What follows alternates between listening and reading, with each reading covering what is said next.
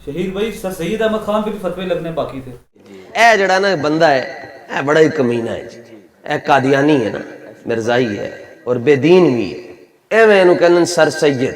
مچھا لے انہوں بھی تکلیف ہو گئی جی, سر سید کے خلاف کیوں بولے ہے. کہتا ہے یہ بانی ہے.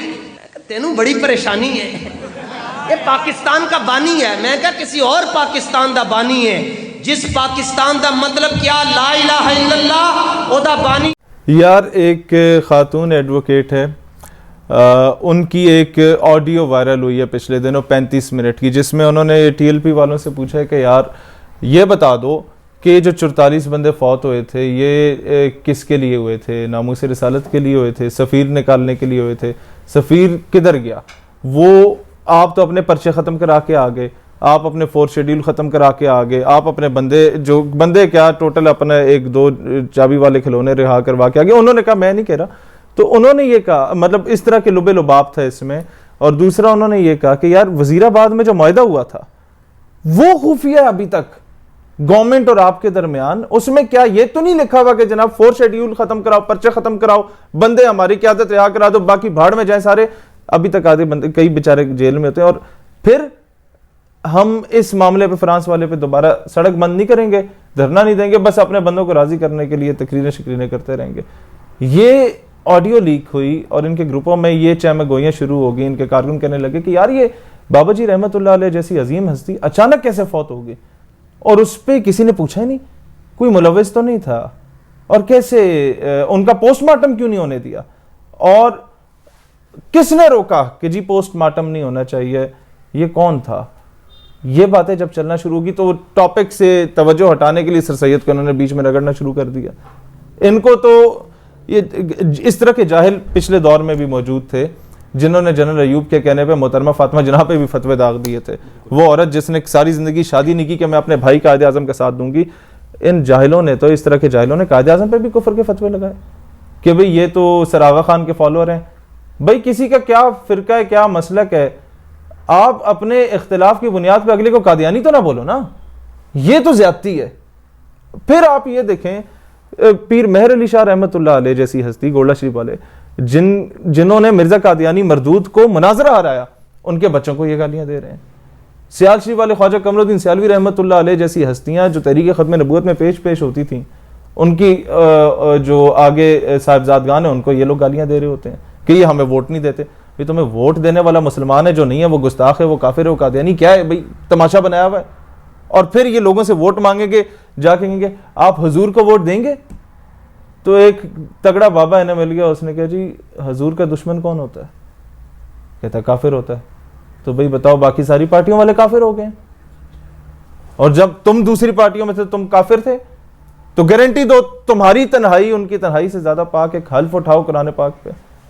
پھر شاہ احمد نورانی رحمت اللہ علیہ جنہوں نے قادیانیوں کو کافر قرار دیا اسمبلی میں جا کے, ان کے بچوں کو یہ گالیاں نکال رہے ہیں. دعوت اسلامی والے جن کا مرید تھا ممتاز قادری اور غازی تنویر قادری برطانیہ والے, جن اتاریوں کے نام پہ یہ سیاست کر رہے ہیں, یہ پولیٹیکل پارٹی بنا کے بیٹھے اور ووٹ بٹور رہے ہیں, چندے بندے بٹور رہے ہیں, ان دعوت اسلامی والوں کو یہ گالیاں نکال رہے ہیں. ساری سیاست ان کی 295C پہ, عوام کو اس پہ ان لوگوں نے بیوقوف بنایا. وہ 295C لکھنے والا ڈاکٹر طاہر القادری, اس پر یہ کہتے ہیں یہ کافر ہے, کافر نہیں ہے تو یہ جناب غدار ہے, یا گستاخوں کا یار ہے, یا یہ پادری ہے. تو اگر ہمیں گالی دیں تو اس میں کون سی نئی چیز ہے. انہوں نے اتنے ایسے لوگوں کو نہیں بخشا. ان لوگوں نے مزید, آپ چلے جائیں, ان کو اگر پتہ چل جائے نا, ویسے تو ہیں سارے جاہل, ان کو پتہ کچھ نہیں ہے. انہیں پتہ چل جائے کہ مسلم لیگ کا بانی سر پرنس کریم آغا خان صاحب تھے, تو یہ پیر جماعت علی شاہ رحمت اللہ علیہ پہ بھی کفر کے فتوے لگائیں گے, یہ مانکی شریف والوں پہ بھی کفر کے فتوے لگائیں گے, زکوڑی شریف والوں پہ بھی کفر کے فتوے لگائیں گے کہ جناب تم لوگ اس مسلم لیگ کا حصہ تھے جس کا بانی جو سر آغا خان صاحب تھے, تم لوگ اس کے ممبرز تھے. یہ لوگ کہیں گے نہیں نہیں نہیں یہ تو بھی بڑا غلط ہو گیا, پھر یہ پاکستان کے بھی خلاف ہو جائیں گے, پاکستان بھی فتویٰ داغ دیں گے. وہ نہیں ہے, ان کو جہاں چابی چلاؤ کھلونے کی طرح موڑ دو, ٹلٹ کر دو, ادھر کر دو یا ادھر کر دو. وہ بابا جی رحمت اللہ علیہ تھے, دلیر آدمی تھے, رضوی صاحب اللہ ان کے درجات بلند فرمائے. اس کے بعد تو موروثی سیاست ہے. اب ان کے لیڈر میں یا بلاول میں کیا فرق ہے, وہ زرداری کا بیٹا یا رضوی صاحب کا بیٹا ہے. ان میں یا فضل الرحمان صاحب میں بھی کوئی فرق نہیں ہے، وہ مفتی محمود صاحب کے بیٹے ہیں، یہ رضوی صاحب کے بیٹے ہیں، یا وہ مریم بی بی نواز شریف کی بیٹی ہے، یہ اپنے والد کے بیٹے ہیں، تو آگے ہیں۔ اور اتنے میں انہوں نے چھوٹا کھلونا بھی جاری کر دیا کہ جناب بڑے کو کچھ ہو جائے تو چھوٹا کھلونا سامنے آ جائے۔ وہ ایسی اوٹ پٹانگ باتیں کرتے، تڑیاں ہر بندے کو لگا رہا ہوتا ہے کہ اس کی بات کی غور سے ذی شعور دیکھے اور پوری تقریر سنے اس کی، تو وہ کہے گا اپنا سر دیوار پہ مارے کہ یار کیا ہو کیا رہا ہے۔ یہ لوگ ناموس رسالت کے لیے شہادتیں دے رہے ہیں، اور جن کے پاس بائک نہیں ہوتی تھی آج کل پراڈو پہ پھر رہے ہیں، یہ کیسے ہو رہا ہے؟ یہ سوال جب اٹھنا شروع ہوئے تو انہوں نے توجہ موڑنے کے لیے سر سید کو بیچ میں جو ہے وہ گھسیڑ دیا۔ پھر اس کے بعد آپ آ جائیں، بینک مینیجر اپنے ملازم کو بولے کہ جناب وقت پہ آیا کرو، وہ اس کو گولی مار دے، تم گستاخ ہو گئے۔ ایک فیکٹری کا اونر بیچارہ کرسچن تھا سری لنکن، اس کو جا کے جناب وہ مینیجر اس کو گولی مار دو، اور کوئی لاجک نہ ملے، یہ گستاخ تھا۔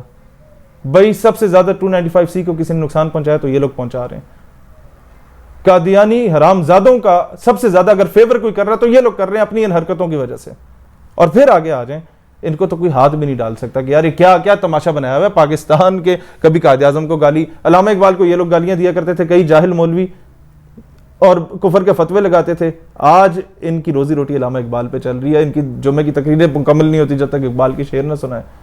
وہ یہ نہیں کہتا تھا زمن بر صوفی و ملا سلام ہے، اس کی تشریح جا کے یہ لوگ پڑھ لیں، انہیں سمجھ آ جائے گی یار یہ تو ہمارے بارے میں کیا بول گیا تھا۔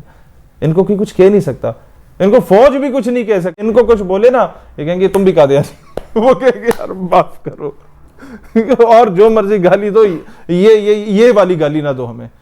تو عوام کو سمجھنا چاہیے بھائی آپ اس میں ہمیں نہ گھسیٹیں، ان معاملوں میں آپ اپنی سیاست کریں، ہم اپنا کام کر رہے ہیں، ہمیں ان چیزوں میں نہ لائیں۔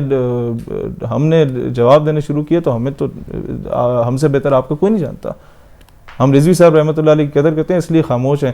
آپ ان خاتون کے جواب دیں جو ایڈوکیٹ نے آپ سے سوال کیے تھے 35 منٹ میں کہ جناب وزیر آباد کا معاہدہ سامنے لے آؤ نا، غریبوں کے بچے کیوں مروائیں اپنے وہ بندے کو رہا کروانے کے لیے۔ پھر یہ بیان، ساری دنیا کے پیر ایک طرف، میرے کارکن کی جوتیاں ایک طرف۔ وہ تمہارے انڈر میٹرک بندوں کے جاہلوں کی قیادت کی جوتیاں ایک طرف، تو دنیا کے غوث اعظم خواجہ معین الدین ایک طرف، تماشے لگائے ہوئے تم لوگوں نے، بدماشی مچائی ہوئی ہے۔